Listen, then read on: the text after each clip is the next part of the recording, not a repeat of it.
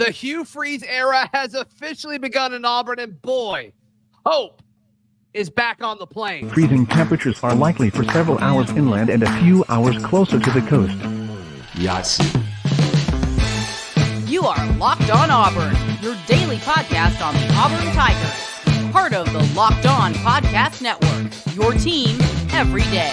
Yes, welcome on into Locked On Auburn, your daily Auburn Tigers podcast. I'm your host, Zach Blackerby, and thank you so much for making Locked On Auburn your first listen every single day on this special Sunday edition of Locked On Auburn, the morning after. Darrell Dapprich joining me, and man, it's fun to react as Auburn just pummels UMass, the Massachusetts Minutemen. It wasn't really ever competitive after each team had the ball once. It was all Auburn after that, Darrell. And to me, the big takeaway here was Auburn did something where they lived up to the hype. And yes, it's UMass, sure. But what did we hear all week, Darrell? It was, there's no way Auburn covers that 35-point spread.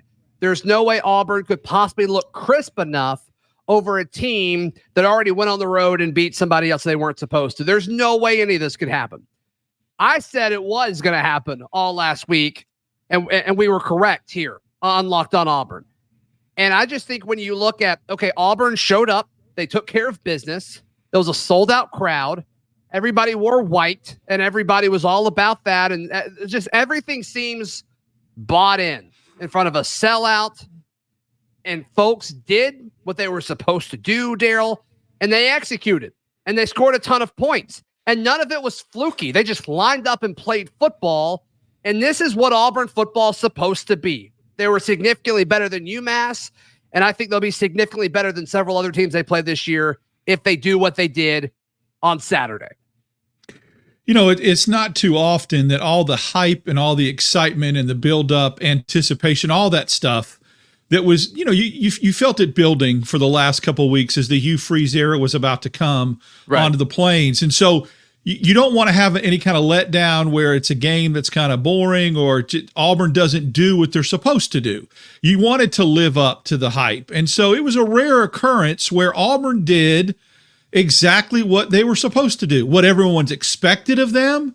Everyone went in with kind of a thought or a storyline or a script that they'd like to see accomplished. And I think for the most part, that happened. I got over there pretty early this morning, and I got to say, it was electric. I've been to a lot of Auburn games, but the feeling, as you mentioned, of hope and excitement and just renewal, it was just a great atmosphere. I know it's a home opener, but against an opponent that's lesser than, and really the game itself and the excitement level stayed at a certain pitch throughout the whole game. So that was really neat to see. Yeah. And like you said, I mean, you touched on it, nailed it. Auburn did what they were supposed to do. There's a couple of questions we'll get into, I think, that need to be answered, you know, game 2, game 3. Yes. But what we came to see, we saw. And I think that's really encouraging. Yeah, I mean, the expectation wasn't perfection. The expectation was destroy UMass. And they did it. They did it. 59-14, covering that 35.5-point spread. That's enough. That's enough. And I just think when you look at what Auburn is capable of, now that we trust this coaching staff and improvement is expected up until this point, I think Auburn's going to be fine moving forward. And I think Cal is certainly beatable. And we'll talk more about that matchup over the course of the week. Let's talk quarterbacks, Darrell. That first drive led by Payton Thorne was just about close to perfect. It was just about close to perfect. And there were moments where Damari Austin really put the offense on his back. There was a 3rd and 2 situation where Damari Austin was tackled in the backfield, or he should have been tackled in the backfield. And he said, no, I'm a grown man. I'm going to get the first down. And he did. And then he ultimately ended up getting that first touchdown of the season, I believe 2 plays later. But the tempo I thought was good. The accuracy I thought was good. Payton wasn't perfect. No, I don't think anybody was necessarily perfect on Saturday, but that first series really stuck with me. It's like, oh, this is what we can be this year. And I thought that was refreshing. Well, look, it was surgical. I mean, it was so precise in what they wanted to do. And, you know, we've seen Auburn come out against opponents that were completely overmatched and not looked that good, looked sloppy in certain areas. So they threw the ball, or they completed one pass on that drive, and it was early on. It was that screen pass that Thorne threw. But other than that, they just ran it right down UMass's throat like we thought they would. And give Thorne credit on that drive. He used his legs a couple times to pick up first downs. But Alston was a beast. He ran the ball really, really well. The offensive line. What that did to me was kind of set the tone and let UMass know what kind of day it was going to be, and just absolutely manhandled their defensive front and did what they were supposed to do. Ran it down their throat, established some things, kind of made a statement, and then were able to go back in other drives and play off that and use different variations, formations, and look for a little more balance. Yeah, Damari Alston, he had 8 carries for 43 yards. That's over a 5-yard per carry average. You certainly take that. And of course, he had that touchdown. Auburn 289 yards on the ground across 7 rushers. That's exciting. That's certainly exciting. The balance of the quarterbacks, which is an interesting thing that we get to talk about, and I think we'll talk about it a lot this year. And we talked about it last year too, when it was TJ Finley and Robby Ashford. The rhythm didn't make sense. The rhythm between Payton Thorne being pulled for Robby Ashford, specifically in the red zone, it made perfect sense, Darrell. I mean, it was poetry. And I don't normally like the 2 quarterback system, but I think what we saw on Saturday was kind of what we all envisioned. I said it over and over and over again. I love the idea of a Robby Ashford package in the red zone. And Auburn Twitter kind of ran with the moniker of Red Zone Robby, which I am 100% okay with. He had 3 touchdowns on the ground, all from the red zone. And it worked, Darrell. I don't think there's any question about it. Red Zone Robby absolutely worked on Saturday. Yeah, it didn't disrupt flow. I think that's a key point. I think that's something that you talked about last year. It happened. It just didn't seem like it was the right time to do it. This just really seemed right. It flowed. It just, you just knew that it was going to work. And I'm going to tell you, as early, I know it's early, but when they were running some of those quarterback reads and Robby would go around left end, it was untouched. I mean, and I get it, against SEC defenses, that's going to be more difficult. But what it does is it puts something on film for defensive coordinators to have to worry about. And again, we talked about this a couple of weeks ago. They didn't show a throwing off of that package, or, where he rolls out and then he throws. He just tucked it and ran. So there's a lot of different wrinkles that you could use off of that formation and off those run sets and that kind of thing. But it didn't seem forced. It didn't seem like out of place, didn't disrupt flow. It really worked, and I think it really kept everybody engaged, and that's what I liked about it. Well, it seems like they threw twice or they called 2 passing plays out of it. One was a quick throw to the outside, and then the other ended up being a touchdown run, but it looked like it was a called rollout that was a pass, and he just tucked it and ran, and he scored. It was the right call, certainly. But then it was interesting. Once Auburn was up a lot, they pulled Payton, and they put Robby with the ones, and he ran an offense, and the running game was certainly there. That's when Jeremiah Cobb busted a huge run, which is very, very exciting for the future. But the passing game with Robby in, it didn't look good. It didn't look the same. And that's to be expected. That is not his strength. And that's okay. Robby was, Payton was 10 of 17 passing. That's 59%. Robby was 2 of 6 passing, which is 33%. And then Holden Gerner was 2 of 2 passing, which is obviously 100%. So everybody's got different roles. Also, Robby, when he's asked to pass, it's not the same situation as Payton. So, I mean, you can't really compare them. I'm just giving you what the numbers are. But Robby, from a rushing standpoint, 9 carries for 51 yards, 3 touchdowns. You certainly take that. And I got a feeling that's going to be a pretty normal stat line for Robby Ashford this year, if I had to guess.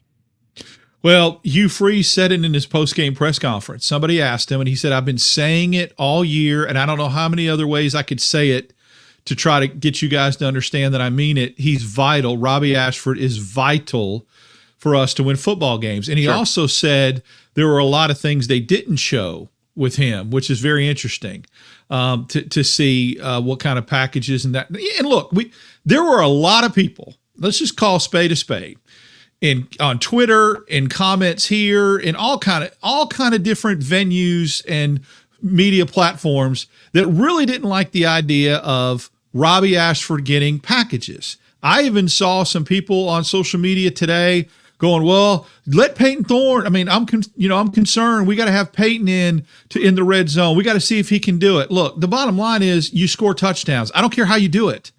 It doesn't matter. If that's the most effective way to get in the end zone, I trust this coaching staff to do it. Of course, Payton Thorne can get us in the end zone. He showed it on that beautiful pass to Jay Fair. Right. But if this is more effective and this keeps the defense on their heels and keeps defensive coordinators up nights, then you do it until it doesn't work anymore. You do it until somebody stops it. I don't know how many touches Robby got before Payton Thorne got pulled and he really went in a backup role, but I think it was 10 to 15. I mean, I think it was kind of what we predicted. I saw him that first drive. He threw a screen pass that would have had him a first and goal inside the 5, and Fairweather got caught on a hold. I don't think it was that high. So he ended the game with 9 rushes and 6 passes. So I don't know. Okay. I don't know if it was that high, but it was certainly part of it.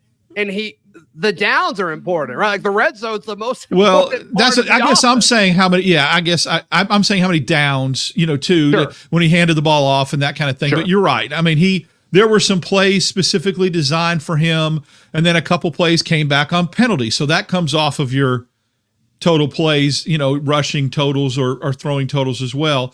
I think that they used him effectively and efficiently. And for people that are upset that he's being used in packages and think that it disrupts flow, I just trust what the coaching staff does, because it really adds a different wrinkle and dimension. A few things about the offense. We'll kind of zoom away from quarterbacks and talk about the offense and then defense in just a moment. Darrell, today's show is brought to you by our friends at Game Time. You have the Game Time app. I have the Game Time app. Actually bought Patriot Saints tickets via the Game Time app last week. Very, very excited about that game. But look, buying tickets, you're buying something that's fun, right? You're looking forward to, whether it's a sporting event or theater, music, whatever. They've got all sorts of things, different types of tickets at Game Time. It's not just sports. But it's stuff you look forward to. It's stuff that's supposed to be fun. You don't need to be stressing out about it. In Game Time, they do all the price checking for you. You don't have to hop around. Don't make the same mistake I did. I tried to beat it. I couldn't. I certainly could not do it. So download the Game Time app. It's the place for last-minute ticket deals. Forget planning months in advance. You can just download the app. They've got you covered. Also, a cool feature is you get images of the venue from your seat in the app. So you can kind of see like, okay, this is actually what it's going to look like from my vantage point. It's worth it. So snag the tickets without the stress with Game Time. Download the Game Time app, create an account, use code LOCKEDONCollege for $20 off your first purchase. Terms apply. Again, create that account, redeem with code LOCKEDONCollege, all one word, for $20 off. Download Game Time today. Last minute tickets, lowest prices guaranteed. Darrell, Dapprich, let's talk about the offense. A few guys really stood out to me. One, the entire running game looked outstanding because the offensive line passed the eye test. Yes, it's UMass. They'll get a bigger challenge when they go on the road to Cal. They'll get a bigger challenge in several weeks when they go to Texas A&M and host Georgia and all that. There's only so much they could prove to us on Saturday because it was UMass, and I just wasn't impressed with their defensive front seven going into the game. I'm certainly not impressed with their defensive front seven now. But from an eye test, the offensive line was spectacular. It was incredible. And everything that we've heard about this offensive line, everything we hope this offensive line could be up to this point, they've done it. They've executed.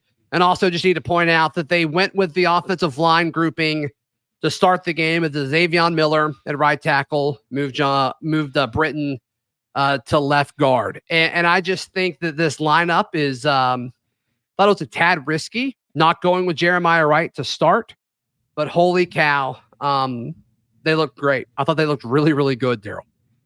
The insight on that and some information that is really interesting that we got in the post-game press conference, Hugh Freeze was very, very transparent about the number of combinations they used on the offensive line, and that Gunnar Britton actually, I think he said, played 3 different positions today, and he enables him doing that. Hugh Freeze said they want to go fast. They want to go warp speed. They want to go really, really fast. And he said the only way to go that fast is to keep people fresh, and the only way to keep people fresh is to rotate offensive linemen, and Gunnar Britton, he said, is the key to that. Playing multiple positions allows them to use different lineups and keep everybody fresh. I thought that was very telling. Yeah. And I get that. I understand that there's so many times he said they snapped the ball with 30, 31 seconds left on the play clock.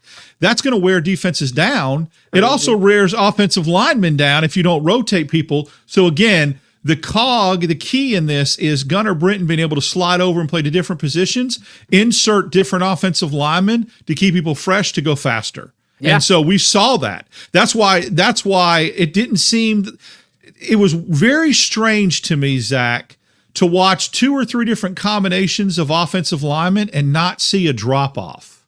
You typically see a drop-off. You do. You go, well, this guy's getting a rest, or they're building depth, or whatever you want to say. This was like a substitution pattern in basketball where you play 8 dudes and there's no drop-off when subs go in. That is special, and that is big coming down the stretch. Yeah, and I think that's got to help with recruiting down the stretch too, where it's like, okay, you may not start, but you're going to play because we play 8 offensive linemen. That's interesting. Curious to see if that's a trend all season long. We'll have to see. But as far as the offensive line, like I said, the rushing game was spectacular, 289 yards total on the ground. From a receiving standpoint, Jay Fair looked great, 5 catches, 56 yards. Malcolm Johnson Jr., oddly enough, in his 2 catches with the third-team group with Holden Geriner throwing the ball, led Auburn in receiving yards with 59, so good for Malcolm Johnson Jr. Curious to see if that gives him maybe an extra look. Every time I watched him during fall camp, I thought Malcolm looked great, so curious to see what happens with him. Javarius Johnson was targeted 3 times, and he got 3 catches, which is exactly what you want from a made a real nice catch down along the sideline that was big. Yeah, beautiful. Shane Hooks targeted 6 times, had 2 catches for 41 yards. That was big. Coy Moore had a big snag for 33 yards. The thing that stood out to me was no Rivaldo Fairweather. I thought that was interesting. Yeah, I agree 100%. That's my biggest takeaway. 2 takeaways. Positive takeaway, I saw a route tree, and I couldn't believe it. I mean, I looked at it, and I looked at it 3 times, and I couldn't believe my eyes. On 2 consecutive drives, Auburn threw a slant, a back shoulder fade, and they threw the ball down the middle of the field. And I was like up the seam, and I was like, this is what everyone has been screaming for for years. And it was diverse, and they were getting guys open, but even when they weren't open, I got to say Thorne threw a couple balls where he threw receivers open, and a back shoulder throw, that kind of thing. So missed on a target, no tight ends with the reception, I believe, and that bothered me a little bit. I thought Fairweather would be a bigger factor in the red zone. So my concern, and I'm not a coach, so I'm not questioning the coaching staff, but Fairweather came out of the game in the red zone a lot of times. They did a substitution package where he came out, and that was like, he's a big weapon. There was a play that would have gone for 6, a throw to Fromm. I can't tell if Fromm ran the wrong route.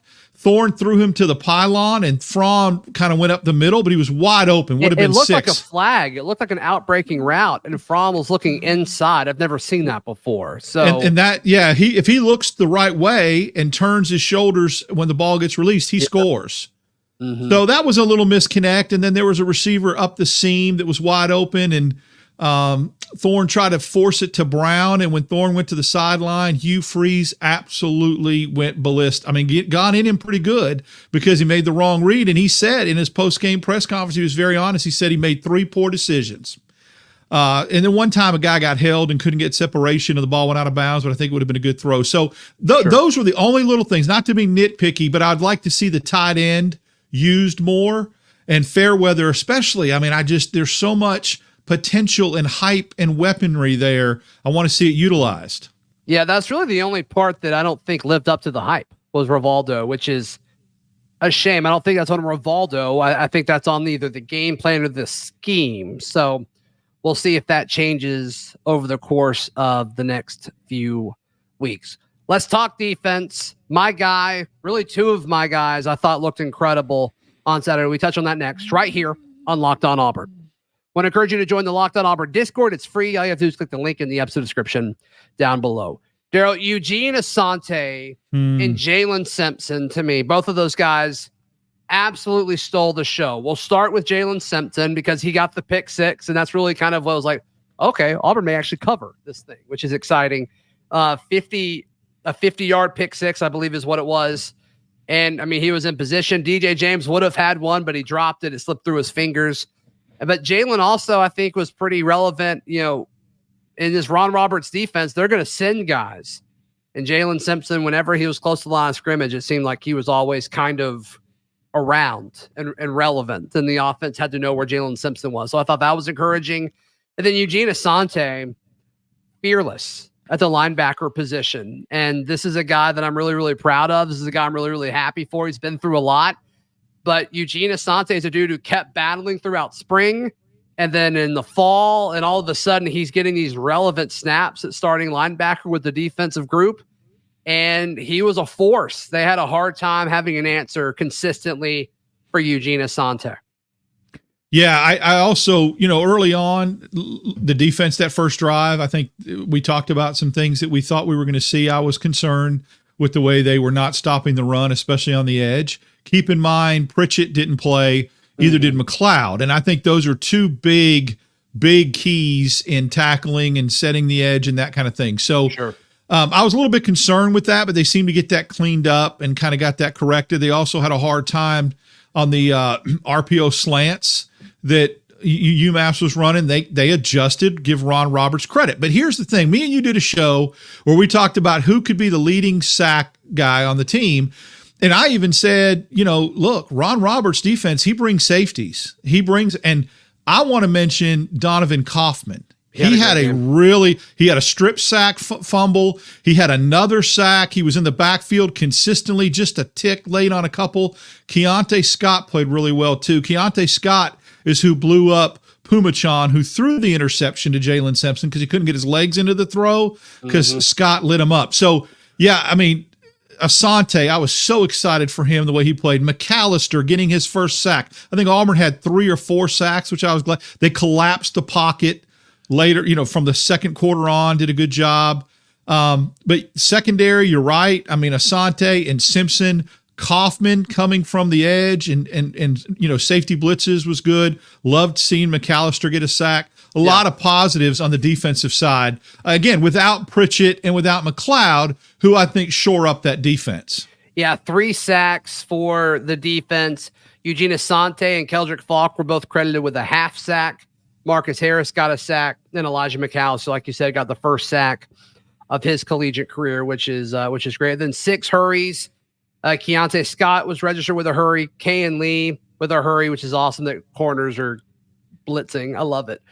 Cam Riley with the quarterback hurry. Wesley Steiner, Jason Jones, Steven Sings were the players credited with 1 quarterback hurry, which is exceptional. Eugene Asante led the team with 6 tackles, according to Auburn stats. And I think I'm just, once again, Darrell, I'm so happy for him. But there's a lot to celebrate. And we talked about how the offense missed. I think if Pumachan, who appeared somewhat shaken up after that first series, I think if he's healthy, I think this defense struggles a little bit more. I'm not sold on this defense yet, Darrell. And it's great that the starters really only gave up that first drive and they adjusted. They're just so much physically better than UMass. In that first drive, they just attacked the edges over and over and over again.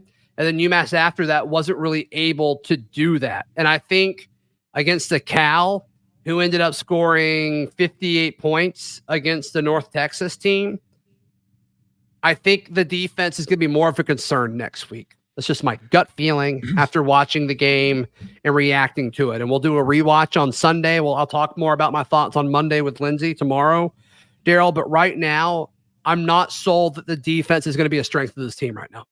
No, I'm not sold either. I'm not as concerned as I might be, and yet without, like I said, without McLeod and Pritchett. McLeod is a guy that can set the edge for you and can 100%. Do a lot of things. And then Pritchett is an NFL player next year. He's going to get drafted in the league. So when you take 2 guys like that off the defense, then I want to see when they're healthy and they're playing what the difference is. Yeah. But I can see it. I mean, I was a little bit disappointed with that first drive because it looked a lot like A-Day, running backs bouncing outside, missed tackles, second chance, breaking tackles, second chance plays, that kind of thing. So I agree. I think, remember, Cal had a running back, I think, go for over 200 last night, and that's big. So Auburn's going to have to do a really good job containing him. But I think it's my understanding that Cal lost its quarterback on its second series with a shoulder injury. So we'll see if he's going to be able to go next week as well. Yeah, I mean, all that's certainly important. Any other takeaways from the game, Darrell, or the press conference before we wrap up today? I was very impressed with special teams. Underrated aspect of football teams that people forget about. McPherson was perfect. His kickoffs were deep. Chapman had a couple of booming punts, and the return game was dynamic. Batiste set the tone by fielding the ball in the end zone 5 yards deep and taking it to the 38. And then the punt return by Keontae Scott in the first half, dynamic. So special teams, you're going to need that to win games. Sometimes it could be the difference. Underrated, won't get a lot of publicity, but I was very impressed with that. Press conference, Hugh Freeze said something to me that really stood out. He said, in games like this, we could have had as much balance as we wanted to. We really could have done whatever we wanted. He was very honest about that. And he said, I held back a lot of things tonight. Didn't show a lot of things in receiving sets and that kind of thing. And he said, we were going to go on the road on the West Coast, but he said there's a lot of things that I just didn't. And he also specifically to a question that I asked him if he was talking about shortening the game, if that was a byproduct of being concerned about his run defense. And he said it was, but he slowed it down on purpose in the second half because he's got to think of the whole team and the betterment of the whole squad, not just his offense. Thought that was telling. And I think and he said, but we will get that adjusted to where we will continue to go fast and faster as the season goes on. Yeah, I was watching the game with a group of people, and they were surprised that the offense was still trying to score. And I'm like, no, they're trying to see what they got. I mean, they're still trying to run their offense. And Robby got some really valuable snaps with the ones that you can't replicate in practice against a team that's not wearing the same color jersey as you. And then obviously Holden Geriner, who looked great. I mean, he only threw the ball twice, but he was spectacular when he targeted Malcolm Johnson Jr. both of those times. And so I think they learned a lot more about the offense with that, but still, once again, I need to see more out of the defense to feel better about it so far. But as far as what we saw from Cal, I only saw highlights. I will aim to watch the Cal North Texas game before we record Monday's show, and Lindsay and I will talk about it. But I think Auburn should be favored in this game. I don't think Cal is very good. And I think Auburn is going to be able to score a bunch of points. They've just got to stop Cal a few times. I think that's really what it's going to come down to. And remember, this North Texas team is missing some key players that are on Auburn's roster. I mean, North Texas might have been a little bit better and put up a little even more of a fight if Shorter was on there and Larry Nixon. So, they lost some dudes, and so that's going to be a different situation when you talk about what roster they have. I think anytime you go on the West Coast, and Cal does look like they're a little bit dangerous offensively. Is that because they played North Texas? What are they going to do against an SEC defense? But if Cal comes into that game next Saturday, Zach, one-dimensional, meaning the backup quarterback Finley can't throw it downfield and they rely on that kid that rushed for over 200 yards, then Auburn's going to, I think, defensively give them fits because anytime you go one-dimensional, and then let's see if Pritchett and McLeod play. Special teams will be a big thing. I don't think Cal's defense is going to have an answer for Robby Ashford packages either. I don't either. I don't know if a lot of teams will, Darrell. I mean, it looked spectacular. Robby did a great job. Hats off to him for fighting through and getting those reps and making the most of it. It looked like he was super happy and having fun. So congrats to Robby Ashford. That's awesome. Darrell, how can people check out everything you've got going on, buddy? Dap6410. Follow me on Twitter. Had a great time interacting today with a lot of Auburn fans. And then Monday morning and Tuesday afternoon, I'm on the Auburn Network. And Friday shows always with my man Zach Blackerby on Locked On Auburn. That's right. Darrell with us through the season, Fridays and Sundays. So, hey, Hey, we'll be back tomorrow. Lindsey Crosby will join me. In the meantime, check out all of our written work at auburndaily.com. We will see you tomorrow. This has been Locked On Auburn.